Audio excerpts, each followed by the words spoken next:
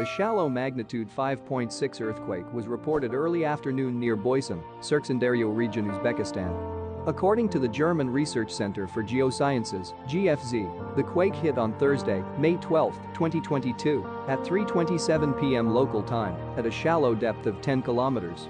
Shallow earthquakes are felt more strongly than deeper ones as they are closer to the surface.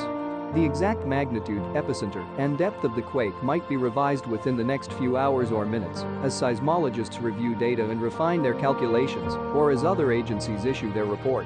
A second report was later issued by the citizen-seismograph network of RaspberryShake, which listed it as a magnitude 5.7 earthquake.